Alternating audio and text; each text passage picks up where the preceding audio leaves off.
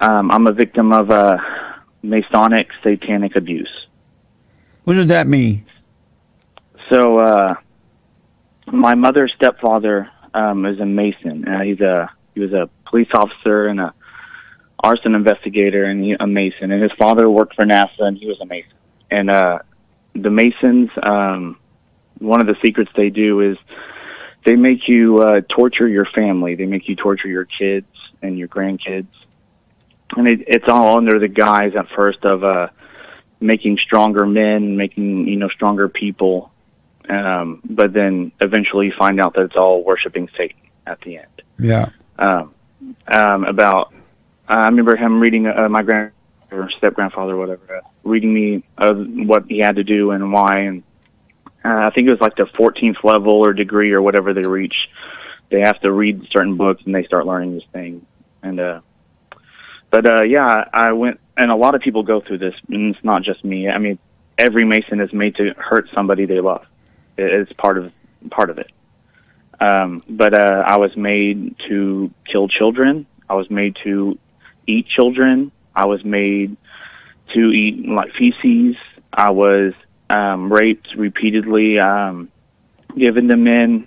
I was made to be by a pig while like 50 or so police officers in their dress whites masturbated on me. Are you making this up, Alex? No, sir. Did your mother know you were going through this? Yeah, I talked to her about everything. While it was happening? Yes. My whole family did. And why did they let it happen? Well, part of it is because they break you on purpose. So part of the torture, the reason is to what they call break your brain. I mean, that's all a lie, and all of that's a lie. Why did your mother and father allow that to happen? Because they believe these lies. So are they Mason people as well? No. But they're broken and they can't think about these things. They can't even, they push it into the back of their mind and they can't face these memories. Well, how old are you? I'm 31. And did this happen to you while you're in Texas now, right? Yes. Did this happen in Texas? Yeah, it's everywhere though. It's not just Texas. I mean, people from he was in the International Police Association, and remember he telling me. So basically, it's just allowing cops who are pedophiles from all over the world to come and share each other's children. So there would be men from Germany coming over and South Africa coming over and raping me. Yeah, and where's your father? When I was young, I was raised in quotations by both parents, but they were both on drugs. And, I mean, they worked too, but they were also in this stuff and allowing me to be abused at the same time. And then, so your natural father was a Mason as well? No, at the beginning he was. So my step-grandfather got him into the beginning of it and I remember my father raping me, and my father was at the pig ceremony thing. But I remember afterwards asking my dad, "Are you proud of me?" Because I did that, and he didn't say anything. He just looked horribly sad, and I remember that. So how's your life? How long ago was this? The last thing I remember happening to me, I was 12. And so how is your life now? My life now is the best it's ever been. By far, it's not close. I mean, I escaped that stuff. I live with my fiance. I know that's not good, but little steps, I guess. But I live with my fiance, and I have a steady job, and I'm growing as a person. And I found God because of you. I mean, you helped me to set things straight in my mind. So I'm growing. So I feel really positive as far as that goes. Your girlfriend, is she aware of all these things that happened to you, that you say happened to you? Yeah, when I first started remembering about 5 years ago, actually, the WikiLeaks and the artwork connected to it and stuff really started triggering everything. But yeah, at the beginning, when I started having panic attacks and breaking down, so I kind of had to tell her what was going on. Right. Because I couldn't work sometimes. And but I since I started getting okay with it and coming to, the realization that this stuff happened to me and that I have to move on with it and I still have to live my life. I started telling her less and less because I could see that it was affecting her and hurting her just hearing it. So go ahead. Oh no, you go ahead. Please. You said the last time something like that happened, you were 12 years old? Yes. And so how did you get away from it? I'm not 100% positive. I'm not sure. I don't remember, all the 100% ins and outs of everything. I know that they don't like abusing kids past a certain age because they remember. Oh, I see. And so your mother still living? Yes. What does she? Do you ever mention this to her now? Yeah. Last week I went and I had her. I forgave her for everying. I mentioned everything. Is she still with your stepfather? No, she's with my stepfather, my step-grandfather who did this. Oh, I see. And so when you went to forgive her, you brought this up. What did she say? She admitted to some of the stuff, and then some of the stuff but at first she tried to say that she wasn't aware of it. I said, yes, you were. I remember you being involved. I remember, in fact, one of the first memories I had, and I remember thinking as a child, and I think some of these things when you're a child and these realizations about adults, I think kind of help you remember. But I remember being at this black ritual. It was either at a Mason temple or it was at a big church. And George H.W. Bush was there. I remember my mother going up to him, and he said, hey, I remember you. And he said, you need to join the CIA. And my mother looked like a little girl. I remember thinking, why is my mom a little girl? And holding herself and like twisting her leg like she's 5. And that confused me as a little boy. And so your father's still living now, right? He's still living. And as an adult, have you talked to him about all this? So the first time I did was last week after I forgave my mother. I called him to try to get his address to go see him and talk to him and forgive him. And my dad is a very aggressive man, and I could see that he wasn't. He didn't trust me. He was confused. He was like, "Why are you trying to see me? Why are you trying to talk to me?" And I was just like, "Hey, man, I just want to talk to you," And he was confused. He was like, "I don't trust this and stuff." And so after a while, I could see that he wasn't going to give me his address.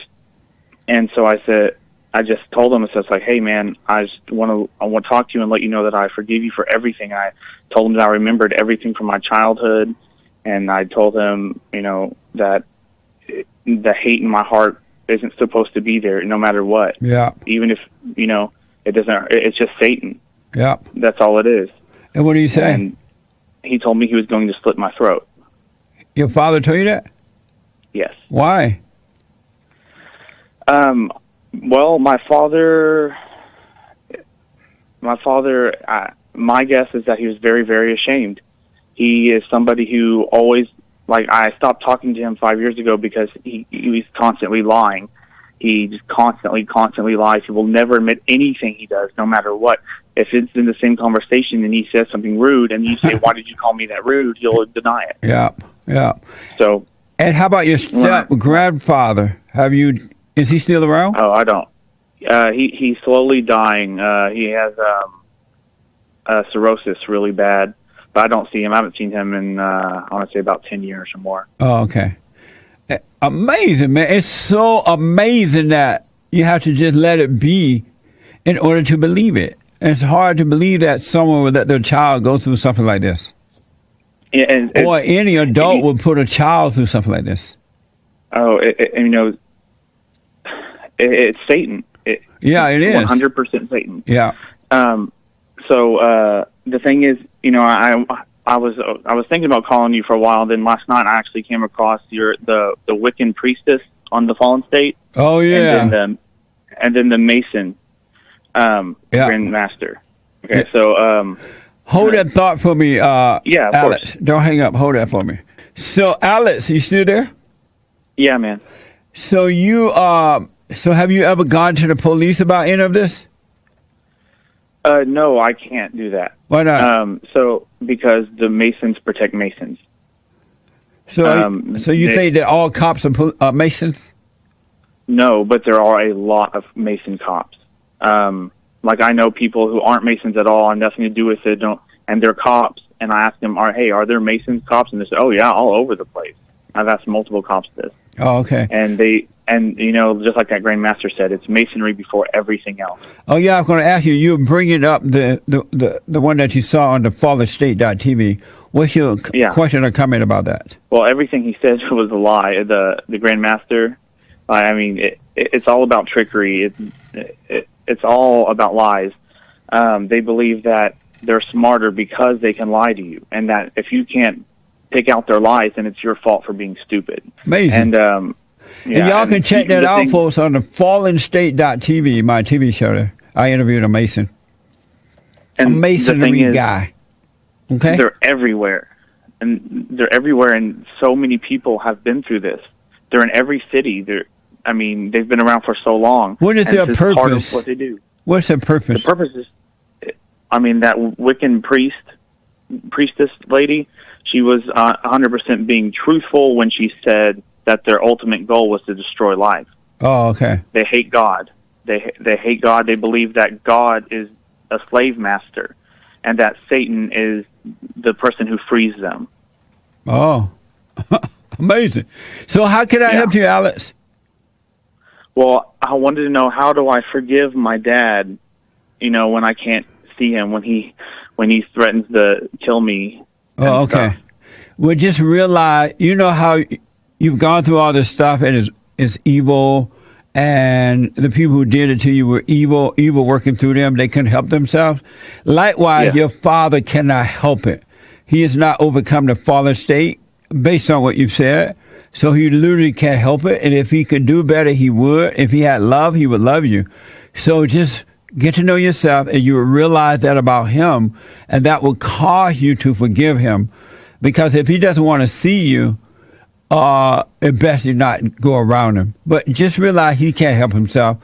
And you will start your own family. You will start a new generation with perfect love. And your kids will spread that love to the next generation, and you will be amazed by it. So just forgive him. He can't help it. Stay away from him if your life is at danger or endangered. And he doesn't want to see you.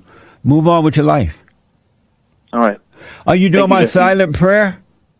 Yes, I am. Well, stay with that, all right? All right. And I will advise you not to be having sex with your fiance right now, especially after what you've gone through. Since we found you, we've decided to wait until marriage again. Right on. Yeah, you want to make sure, because you want to be conscious of God instead of in a fallen state, especially with what you've gone through, based on what you said, all right? Absolutely, absolutely. Well, man, I wish you well. Stay with the silent prayer, doubt every thought, and just speak up, and your life would be fine. If it would be as though that never happened to you. All right. Thanks, man. I really appreciate you, Jesse. You're welcome, Alice. Call me again. All right. Okay. Bye.